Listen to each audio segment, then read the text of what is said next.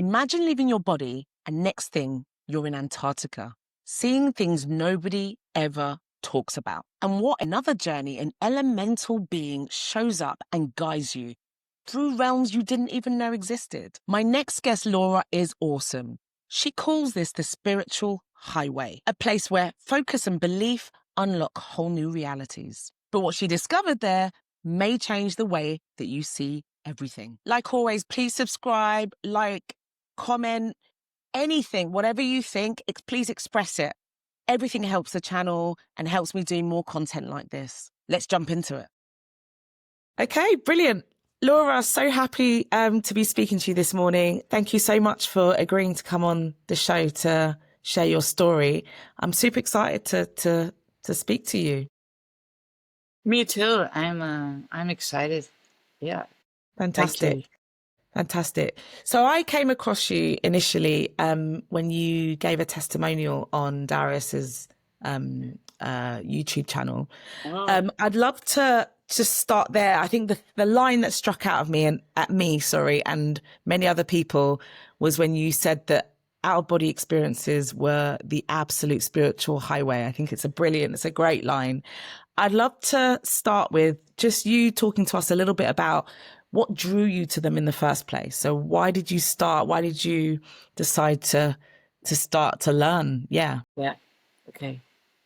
I've had a lot of experience, like for 30 years already. So I used to call it traveling, and then dreaming, lucid dreaming. I've done a ton of lucid dreaming also, and all kinds of things. But when I found Darius's channel, he said two things that stuck out to me. One was, out there, it's even more physical than it is here. And then I went like, what? I mean, I had very, very intense, energetic experiences with a lot of recall. I mean, I can, remember the things, my adventures in very small detail with dialogues, like dialogues with a lot of beings and stuff. But physicality, no, you see. And then there was another thing, and that really also stood out, and that is that he said that out of the dimensional spaces, which are very personal, of course, there is an absolute truth and an objective truth. And I had come to the conclusion, along with a lot of other New Age people, that we're all going to unite in this oneness. So, like this typical metaphor of the drop in the ocean. So I thought that actually everything depends on subjective perception. And at a certain point, we just go like, woo, and there we're like the so no objectivity and no individuality after a certain point, And then I thought, I don't take his word on it of nobody. I want to have my own experiences. That's what I have always done, actually. So I stopped reading books like a long time ago about this kind of stuff because I want to experience myself. That's the only way for me to really know, to believe it. So I thought, okay, I have to do this method because I want to find out myself. And I did. And it's amazing. I'm still like, wow. So that was it. That was life-changing in itself. So that's how I started. A bit over a year ago. And yeah, you on your testimonial, you mentioned that I think it was you started and it took 2 months or so for you to have a intentional out-of-body experience. To be honest, it was a lot faster. Okay. But there was a few days after I started practicing. I was already impatient, and I was looking up like everybody is. I can tell, Like, are there shortcuts? Are there ways to do this quicker? So I fell into, I don't know, one of those other methods. And actually, I got out with that one like on the fourth night or something like that. Which Um, method? that I, well, let's not go there. I don't recommend them, you know. Um, but that was a very murky experience, and I didn't trust it. I thought, what's going on here? Something is off. Something feels off. So I didn't do that anymore. And then I stopped with Darius, and then it took about like 2 months. Okay. And which protocol did you use? Back then, I think I had the 90 minutes. Yeah. So that would be, it's called Protocol 1, right? Protocol 2 wasn't there yet. Yeah. But the way that I have come out now almost, no, I think something 23 times or something like that with but the way that I've never yet experienced sleep paralysis, never in my life, and not in these experiences. So what happens is I'm laying still there for hours on end, and then at a certain point I switch to my side. That is where I fall into a dreamlike state, and then my soul body comes out, and then I take the opportunity, and then I get out. That's how it went pretty much all the time, almost all the time. So, but I do want to get there via sleep paralysis as well. So I'm just practicing, still practicing. And how long would you say, so, uh so the first few times that you tried, when you first initially tried with protocol 1, which for everybody who's listening, it's like you stay still for 90 minutes basically. Mm. Um was it 90, did you manage to achieve it within 90 minutes, or was it a That lot longer? that testimonial actually was within just the whole thing was within 2 hours. So the lying still and the getting out and the coming back was all together was 2 hours. So it's a bit different. Yeah. Okay. And you also mentioned in your testimonial that you were doing this on a nightly basis. Is that Yeah. still, yeah? Are No, you still? because I after uh maybe was it a year or half year? I was getting like really tired and I lost energy and I thought, this could be, although I'm not having an out of body all the time, but it's could still be kind of frying out effect of all the attempts every night.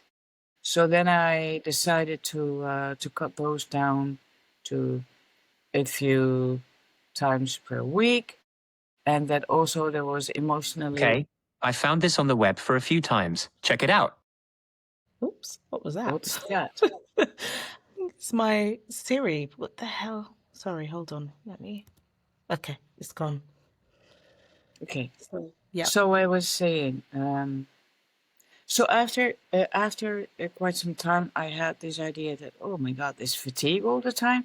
Maybe it has to do with a frying out effect of attempting all the time. It could be. So then, so that together with the fact that I had to digest quite a few things, things that I had accessed uh, during out of body. Um, So I took a break a little bit, and well, yeah, yeah. So then I eased down a bit on the frequency, but now I'm going to do it every night again. Okay. Okay. And could you tell us a little bit about some of the experiences you went through? Some of those early experiences. Yeah. What was the process like? Maybe just walk us through. Yeah, Yeah. yeah. There have been so many interesting ones. One is quite funny actually. At the time, I was living in Barcelona last year, or when was it? And in an apartment with a lot of neighbors around me. Okay, So, and I had heard my neighbors making out during, you know, for hours, but I can't really tell where they are, which neighbors they are, you see. And then that night I got out and I went into the other room, and from there I went into the hallway, and I was like, I want to get out of this building.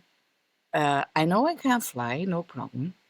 But where shall I go? Because that was in the middle of the apartment of the whole block. And I didn't know where those people were that were making out. And I didn't want to end up with them. So I was like, okay, looking at the ceiling, shall I go there? But I don't know if they're there. I don't want to see them, you know. So that was really funny. Doubting all this, not having the focus, because that is super important. Darius says it all the time. It is. Everything depends on focus. So I didn't have the focus, and then I got back. So that was quite funny. What do you mean by focus? Do you mean in terms like intention of where you're Yes. going? And okay. Shh, I'm going there. Yeah. I'm getting out. Yeah. Yeah. It's really a matter of focus and the belief, you know, that you're gonna do it. Yeah, I have that very clearly now. So maybe I'm going to try to OBE tonight. Mm-mm. But it's sort of hard for me. It is hard to be in this space of belief, of 100% belief. I am doing this. And Darius does this by, yesterday he explained that again. Sometimes laying there for hours on end, you know. I'm not getting up unless I have had the OBE, you know. But yeah, I can feel it's also an energetic thing, right? A necessity. Yeah, the belief is very important. At least for me, it is. Yeah. Doubt doesn't bring me anywhere. And what so those early experiences, I guess, from what I've gathered, you navigating your, you know, space, like whether it's the flats above you or below you, that kind of thing. At what point did you manage to gain control to go further afield, and what was that like? Well, that was actually when I was joining this. When I was in the pilot group of Darius's pilot group, like a year ago. I wanted to perform. I was very nervous joining this group because I couldn't control the OBE state, and I was like nervous if I could get out at all during that month that we had for this group, you know. So when I got out, I was so focused and so determined to get to the target that we had put ourselves that I went like a rocket. And then I was in my mom's house, and she had on the attic, and she has a garden, beautiful garden, and she has a pond. So I dashed down the stairs and through the kitchen, through the doors, into the garden, and I jumped like, you know, improvising into the pond to use that as a portal very successfully. And then I ended up in this target place that we had, and I got a ton of information. And I know that that was because I had 100% commitment to get as much information back as I could. So, yeah, so that was, again, that was the belief, that was the commitment that got me so far. And that got me a lot farther than the other OBEs that I had before that. And what's so that focus is, I guess you take that into the other OBEs that you have had, right? Or you took that into other things. So really kind of staying laser focused, having an intention. Does that mean having almost like not planned out, but just in your head some steps? Yeah. Okay, ahead of what you're going to do. It's like, you know, I mean, I'm working a lot with focus. In my traveling, in my meditations, I'm also giving I'm doing healing session with people, and I have to super focus there, super focus, and I get out a lot of information, all that stuff. I do that in a meditative state, but not with physicality, you know. So I know about this focus, and I know that if I like razor sharp focus, and then, but doing these OBEs, which is different. I mean, I totally agree on that with Darius. It's different. To find the focus here is a bit harder for me because, like, would I want to know? Well, there are a few personal questions that are maybe interesting to explore when in dimensional spaces. But I also want to get out of the construct to see, you know, what's true of the things that other people are saying. I'm interested in see the angels or whatever, you know. So there are a few different things that I would love to explore, and then I set the intention before beginning. But then it turns out that I mix it up a bit. That when I get out, I get distracted sometimes by things, and then I don't get to this super focus. Like what happened a few times actually, that was I was battling with my disbelief. And what I mean by that is I got out, I felt the floor, it was all very physical, you know. I went out the door of my bedroom to the floor, the landing of the staircase, but still doubting, am I out or am I physical? Because it felt so physical, you know. And then I thought, on top of the staircase, I thought, oh, I know this trick. If I'm out, I can go with my hand through the staircase, you know, through the railing. And I tried, and I couldn't. And I went back to body, like disappointed. Oh shit, I didn't. You know, I'm physical. I went back to body, and then just before getting into my body, I realized, oh shit, but I was out. Also, I had gone through the door, which was closed, on my way to the staircase and back again, through the door, without realizing. So then, you know, but these are all, I mean, after that, I think, oh, you know, I blew it. But actually, I think this is also, these are, these are exercises to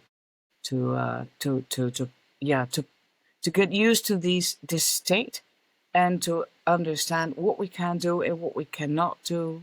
Like I had doubted about being able to go with my hand through the railing, and that's probably the reason why I couldn't, although I had just crossed the door. You see? So the manifestation is immediate. And that is a thing that is uh, we have to get used to that because we don't have that in this reality. We don't. We do actually, but we don't realize. Yeah, yeah. So yeah. So there was one a very small one that I want to tell you about because that was also one of the things that Darius says. You can eat there, you can't drink, you can't touch things. So that was one of my curiosities that I had. So once I went out, and then I saw on my left hand side, I saw a countertop stuffed with all kinds of boxes and things. But there was also a slice of bread laying there. And I thought, this is my chance. I'm going to taste the bread. So I took the bread, and it was all physical. It was a slice of bread, all right, you know. And I stuck it in my mouth, and I tasted it, and I could taste it even better than here because I could taste that it was not wheat, it was spelt. And I was so excited that I slammed back into my body. This is silly stuff. You know, I'd rather explore the other realms more and get all these important answers to important questions. But I have to go through these experiences tasting bread and finding out, what is that with my belief and disbelief, and how do I navigate myself, my all these little things. So I'm spending time on that too. That's so interesting because I hadn't actually even considered that you're almost learning. It's almost like being a kid again, right? You're Yeah, learning yeah, to yeah. navigate these spaces. Yes, that is also, like in this testimonial a year ago, I said it's the highway to spiritual. No, what did I say again? I don't. It's the spiritual highway. What was it again? And Yeah. that's it. But it Yeah, is. I mean, the absolute spiritual highway is what you yeah, said. yeah. So I still agree with that. But now I've learned more things even, to say, yeah, like the manifestation, the immediate manifestation. It's not something that we can do just in a split second. No, because we have very random thoughts all the time and emotions, not controlled emotions. To control the emotions, what do? You subdue them or you suppress them? No, that's not the way to control your emotions. But for generations, we've been learning that. Control your emotions. That what our mother and our grandmother and ancestors always tell you. Keep your emotions down. But that is not the way to control your emotions at all. We have to sit with it, to deal with it, without slamming somebody else in the face. Getting it out on somebody else. That is a huge lesson. But unless uh, you are able to totally do that, it's hard to access all these areas. I mean, maybe does not agree with this, but it's hard to navigate all the places. We do need a certain control over our emotions. Like this first place that I went out to access other um, places in real time, I I came across some nefarious things, and I needed to control my emotions to not go into overwhelm at that moment. I just had to stay like very calm, neutral, in a neutral state, not like because I also did that, like be so emotional, so happy to see something or somebody, and then I would go back to body. That's something that you hear a lot from the other testimonials as well. People seeing a loved one and then they go, oh my God, and then they're back. It Mm. happens a lot, actually. I have not seen many testimonials of people that are reporting about having a decent conversation with somebody because it's so emotional. So we have to learn these things. And then when you're back, you can take your time, you go over the emotions and that and all of that. But we have to be able in the moment to control our thoughts and our emotions. So we have to raise our consciousness a bit above this level of emotions, thoughts, conditionings, all those things. And for that reason, it is the spiritual highway because it makes it necessary to address those things as well. Interesting. Do you have any tactics? Is meditation maybe one of the tools you use Yes, absolutely. to do that? Okay. Absolutely. I couldn't do without. Seems like other people do without, I couldn't. I've been meditating for decennia very happily also. I mean, it's wonderful. It's one of my favorite things. Yeah. So through this process, what I gathered for you, I'm just going to maybe mirror it back. What I've understood is it's almost like you're stripping away these layers of conditioning and programming that you get from everyday life, or you're maybe like, is that That a is way to true. describe it? But Okay. fortunately, that is not the only way. Because we are granted um, leaps. And I'm so happy to be able to say that. Because otherwise, you go from your ego, you go, oh my God, how do I strip away all these elements? I remember actually years ago I had an experience. I was trans traveling, and I had contact with, I think, extraterrestrials, or well, they were beings. Let's call them beings. They were very high up, and I tried to reach them to go up and up and up, and it felt like heavy. And they said, "What do you want?" And I said, "I want to get rid of my ego," because back then I still thought that was a necessity. I don't anymore. Ego is a very, very important thing, part of us. Um, but and they said, like grinning. They said, "Well, drop it. Good luck with that." You know. And I sort of dropped something heavy, but it was immediately back on again. I mean, so where was it going with this? But yeah. So that was from the thought of we have to control ourselves, we have to do all these, we have to make all these things happen, which is the mind telling you that. And at the same time, the mind tells you all the difficulties and impossibilities in that, with that concept. So what you're doing there is battling with in the mind, you know, and it doesn't bring you anywhere. It doesn't really. I mean, it makes you familiar maybe with the concept. But if you're just doing your thing, you meditate, you live healthy, you're living healthy, um, you react to the what listening to intuition is the most important thing. And your intuition will tell you all the time, do this, do that, even if it's especially when it's not logical. The intuition are also your guides and friends, your allies from the other world talking to you. Whenever you listen, when you listen more to them, they will pop up more. So you're opening your ears, and then the miracles start to drop like flower petals, like feathers, like raindrops. It's so fantastic. This route is so fantastic. It's layered with beautiful miracles. And synchronicities. It's so much fun, you know. So listen to your intuition is a great one.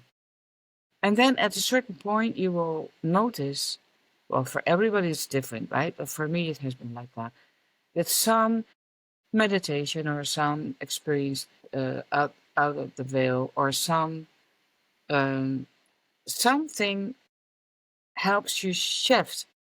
And then you go, oh, this issue, this egoistic thing, like irritation that happened 2 years ago. There was something, I felt the shift. And then from one day to the other, I did not feel irritation anymore. Just not. I didn't feel it. Whichever thing could happen, but I wouldn't feel irritated. It was so, you know, so that was that with a few other things. That was really amazing. So there are shifts, but I notice in people that everybody has her own route in this. Like some go with big leaps, and then it remains stable for a bit, and then another leap, and then jing jing jing jing, and somebody else goes like this. You know, it's different for everybody. Yeah. Okay. And I remember in your testimonial, you talked about wanting to connect with your spirit guides. You kind of touched on a little bit of that in what you've just said. Can you tell us a little bit more? Did you manage to do it? It sounds like you did. Out of body, physical, I haven't yet. I mean, Okay. I've seen them. I'm seeing them all the time, and I have very, this energetic exchange. It's very strong. The dialogues are very detailed always. I mean, no problem there. But physically, not yet. And that is also one thing that I decided to put that. I mean, that was my first goal actually, because I missed him so much. There's specifically one. He's always with me, but at the same time, I miss him so much. and we've always been together. I know that. And I guess this is the reason why I have not been able to meet up with him, because I'm just too emotional. So I can't be neutral about that. The idea of meeting him, yeah. And is this is it because you mentioned it, I think just now, but also offline, that you do some healing? Is this a connection that you have through that side of things? Yes, I mean, I couldn't do the healings without him. Okay. Not at all. Without my allies and the allies of the client. Yeah. So going to this space, and there we meet all of us together out of the planes of emotions and thoughts, conditioning, and judgment. That is the most important. So we meet on soul level, and then there's this exchange of information and the possibility to also, with the permission of the client, help change things. With the allies, I always ask permission for every step that I take. Yeah, so that's one of the places where I meet them, but that's not the only place. In the sort of, you said 20 or so, 23 or so physical out of body experiences that you've had over the last year or so, have you had any interaction with any entities? Yes. Yeah. Yeah. Could you tell us a little bit about those, the ones that you want to share? To think. Well, one was very surprising. I went to Antarctica, and that was a tricky place. And there was a very, I saw awful things there going on, labs and stuff like that, things that they have on the ground. And I was confused about my state of being, because I'm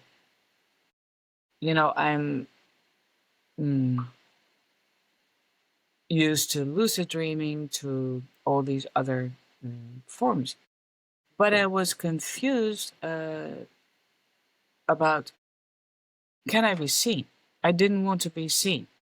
Not because I was afraid, because I'm not of anything that I encounter there. I know that they can't touch me.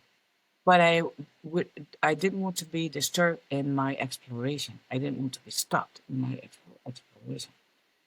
So I was confused, like, oh my God, how do I have to navigate this? Who is able to see me, or do they see me and think I am one of the soldiers guarding this specific thing? Because so I manifested this features as a soldiers, because I was in a, like, okay, now I'm one of the soldiers, and I trot along with them, and then they will not find out that I'm not, that I'm actually out of body here. So, but I was confused. And then I had this helmet on, this soldier helmet, and then a little elemental came to my left side. I never met him before, but it was an What, sorry? elemental. An elemental. Elemental. Well, elemental. Okay. Yes. And I had never met him before, but it was a small creature, and it was helping me so much to navigate that space. Do this, do that. Don't get too emotional. Don't get, confused. Don't bother even by the target that you have given yourself. You are here neutrally to get information. Now do this. Now do that. Now I will show you this place. Now I will show you that place. That was quite impressive, and he was a great help. But I've never seen him since. But I mean, he's one of the many. I also, in that particular, after all the nefarious things, I was like really shaken up. I also met with beings, very tall beings, that were all bold and blackish blue, but like transparent in a way, like as if they had lights going on within their physicality, like popping up, like really strange. And and they helped me in a beautiful Wait, actually, I can tell about this because it's a beautiful story. I was breathing in and out to like, whoa, what just happened in, these places that I had seen in Antarctica. And then this person invited me over to a shed where there were two more of them. They were sitting at a table with paper-like things on top of the table, top, with lines, vertical and horizontal lines and dots connecting them. Like, okay. And I couldn't communicate yet with this being. I didn't know what they wanted. They felt good, but I didn't know why he had invited me over. And he took my hand, my left hand, and he pointed at my wrist like this. And then and and then to the thing on the table. And I thought, what does he want? Does he want to give me a tattoo or something like that?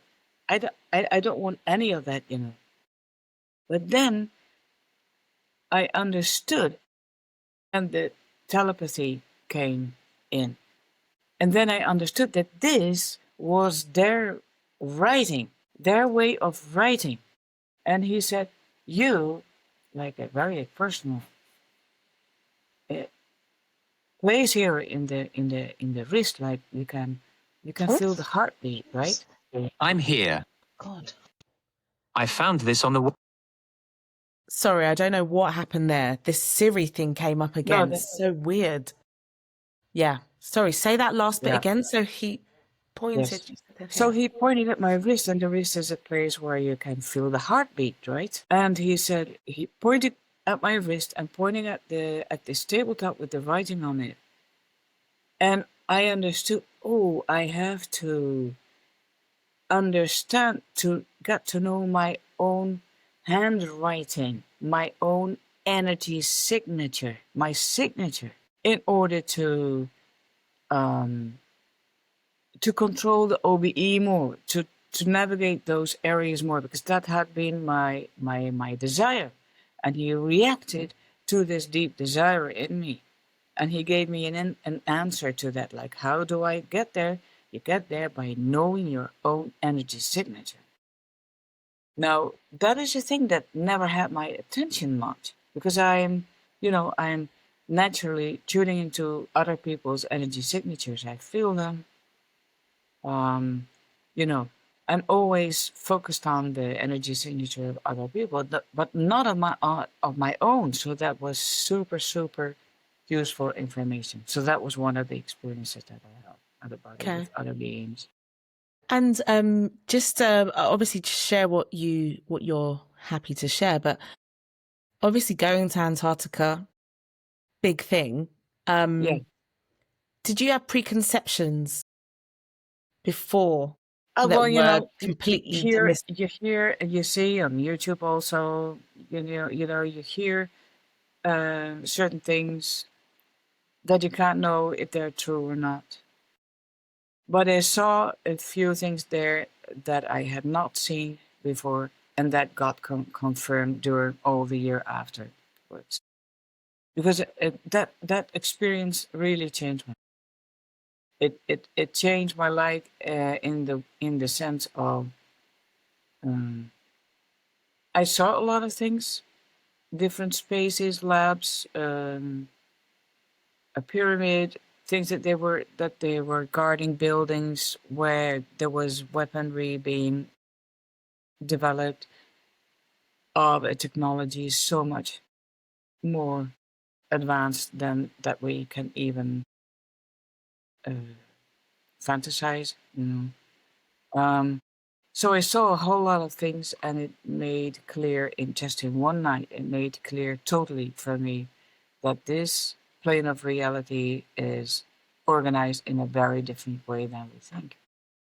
And I needed all this year to digest that, to make this shift in my thinking, because now I am seeing all these things around me, and now everything makes sense. to me. Like, we're saying all the time, how can the government do this? They're so stupid. That's what we say. I don't understand. These people have studied. How can they make these decisions? But now it all makes sense. It's not stupidity. There are things behind this. It's strategy. And I had to digest that emotionally also and mentally, and I'm still doing that. And it has been quite a ride. I forgot what your initial question was. No, my question was more around, did you go into obviously visiting Antarctica with certain preconceptions that were completely broken or completely flipped open, basically? Yeah. Which I think you answered, yeah. Mm. Okay. What else have you visited that you're willing to share or talk about? Well, there's one thing that that is, I think, very important. It was not a full-blown OBE like physical, but it was very, very clear and convincing.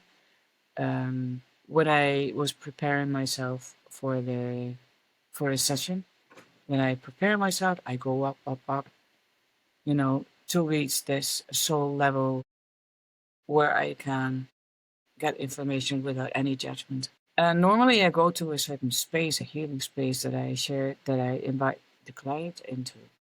But now I thought, oh, let's get out of the construct. Why not? That's a place where I've always wanted to go, And it was so easy. I went through the water, no problem at all, and I was out. And the feeling was immediately, instantaneously, totally different. Totally different. And the first thing that stood out was I was so huge. Huge. Huge. Okay. The dimensions were totally different. So I saw the globe. Well, not the globe. What do you call that? The firmament.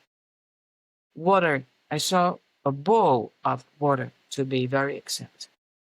That I knew that was our construct. And I could look into this construct and see everything at the same time. And then imagine, that you're a being, and everything that we know and can fantasize is within this watery bowl. So then you're huge. It was within that bowl there are all the different realms. And then on the bottom of it, there is this realm 1. So how big are we at all over there, down there, So I was huge. That was the first thing. And I was focused on the construct. I was not looking around because for some reason, I was very much focused on the construct and on the first realm. So that's where my attention immediately went ding, ding, ding, ding, ding, all the way down to the first realm, to the victims. Like the suffering. No, this immense, immense suffering. The children being tortured, killed, and violated. I mean, the things going on in Gaza and in the other wars and everything. I mean, it's obnoxious. The suffering is incredible here. Did you feel that emotionally when Oh, you? yes. Right. Yes. But under that layer was where my attention was really gone. And that is a suffering that is going on here, which is even much greater than that. And I'm a bit reluctant to say that because it's a thing that is hard for people to understand. And I totally get that. I mean, I have been, like most of us, also a victim of abuse and all these things and traumas and stuff. So I know so well where people suffering come from. Under the suffering of the victims, there is the suffering of the beings, the people and the beings that cause that suffering. And the wrongdoers, the villains, that the people and the beings that we are so angry with. And I immediately connected with those, or I felt them.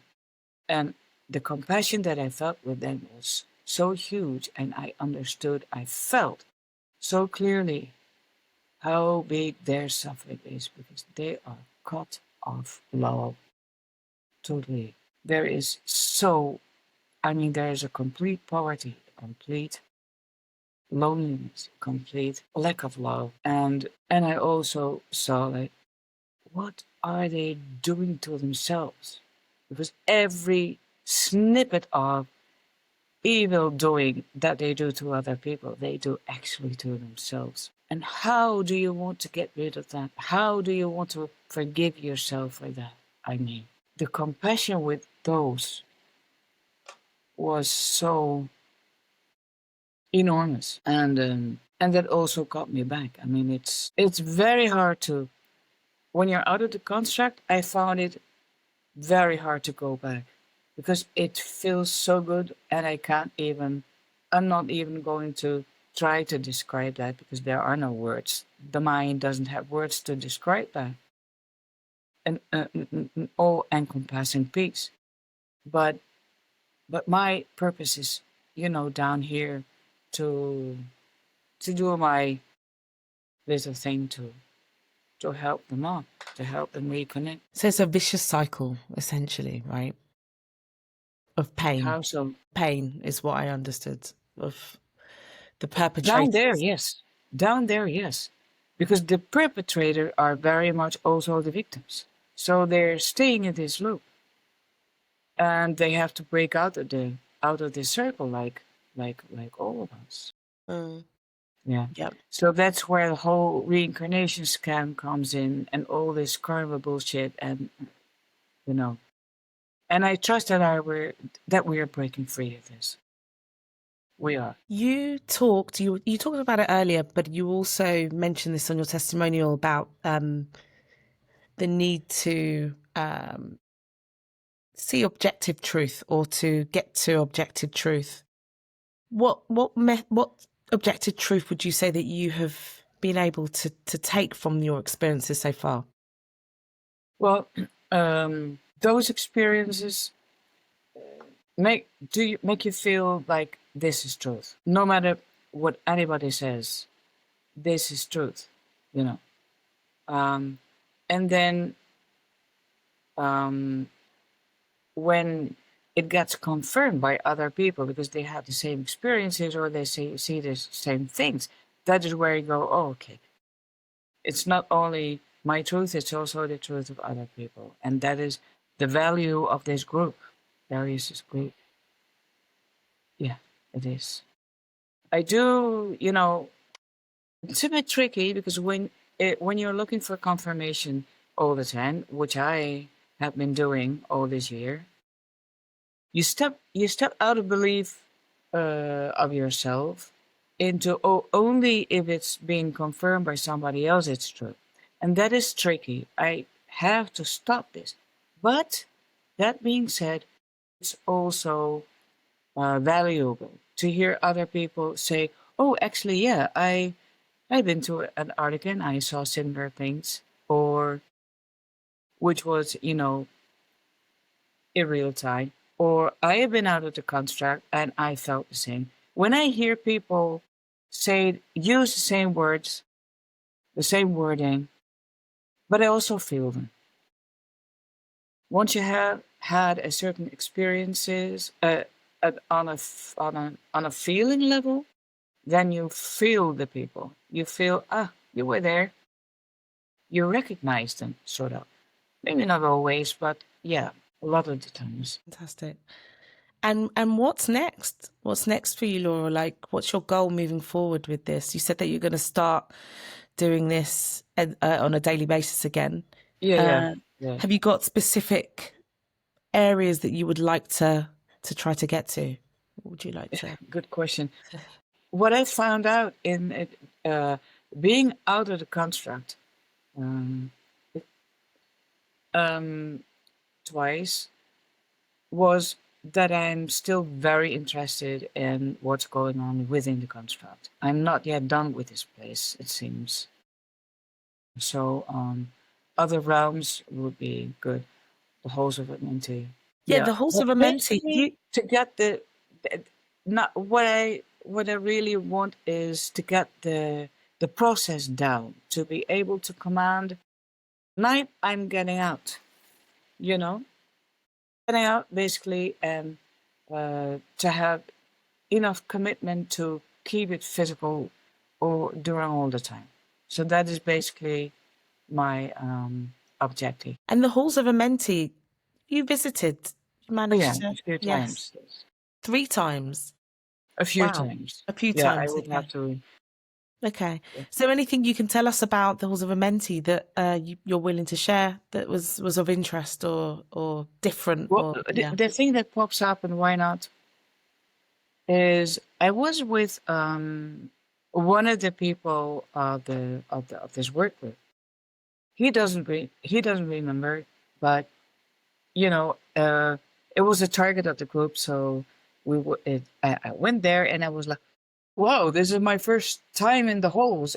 Some of these beings, and there were a lot of different beings, could be, people from the group. So, right. um, and then I recognized somebody. I don't know this person in real life, but as signature wise, I recognized this person. So we hooked up and we went, and then all together with yet another. So the three of us, and we were walking like a bit. Okay, new state of being, new place. What's up here? Where shall we go? Kind of, sort of. And, and then I thought I would like to meet one of the dragons. That I have on my team, and it came, and it was huge. It was huge as a house, and it was so majestic and so impressive. I was so in admiration and awe, and this dragon walked past, and just one eye acknowledging me, like, "Hello, there you are," like, and then walking on. And then that this other person that I was with said, "Stop screaming." And I said, "I'm not screaming. What are you saying?" But it was. My emotions were. Can you imagine? I was like I couldn't contain myself. I was in so much awe and admiration of this dragon, that I realized that, yeah, so in the soul kind of existence, I was screaming. So that was funny. Yeah. And And then it was.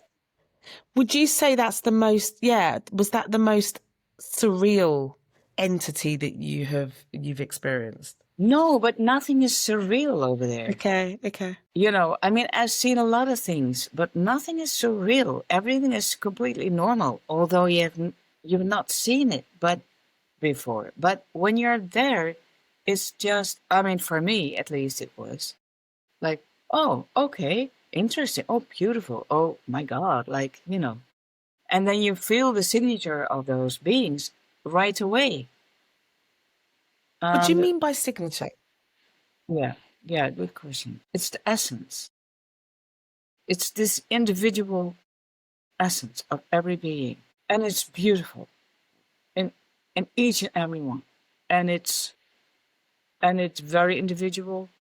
I mean, yeah, and it's beautiful. It's huge. Before we wrap up, we've almost done an hour now. I'd love to touch a little bit more about just your thoughts on how we share this more. So we were talking offline just about our own experiences of sharing with loved ones and people in our extended friends and family, that kind of thing. What's your experience been like, and how do we go about this? I just share it all. I mean, um, everything is coming out anyway, and I think that it will help. I mean, a lot of people who will hear this will maybe go like, "God, she really has lost her mind." Well, then then they'll say that. I think a lot of other people who have similar experiences and never dare to speak out will maybe feel supported. And that's also the reason, actually, why I accept to do this with you. You know. So do you think over the next few years it will become more palatable, I guess, and accepted? Within the next few days, weeks, months. I mean, things are moving, changing, coming out like so rapidly we can't keep up. And I also hear that from normies, people that not have been willing to be open to this kind of thing. I hear them say things that I would have never heard them say like a couple of years ago, and they also go like, I can't keep up. So many things are happening, coming out, being disclosed. Yeah, so we are in a very wild ride, and it's not going to be any quieter soon. Yeah. And I guess last question, because I keep, as you're talking, I keep remembering other things as well. Like, have any of the things that you've seen, you know, whether within your own OBEs or within the work group, come to pass? Have there been things that you have experienced that you've actually had confirmed in the real world over this period of time? Is there anything? Yeah, a lot of things. Yeah. Also things that I hear on YouTube, people telling about experiences or things, or things by scientists, by a lot of stuff from all over the place. Yeah. Things that suddenly pop up in my YouTube feed, like, oh, okay, there's one. You know. Well, Laura, look, thank you so much for coming on the show and for sharing your story, sharing your experiences, and just being so generous with that. It's been an absolute pleasure talking to you, and I'm sure everybody else will also get, you know, just the ferocity of which of some of the things that you're experiencing, and just the objectivity, just that the essence comes through. So I'm really, really happy to share this space with you. And thank you again. Well, thank you very much.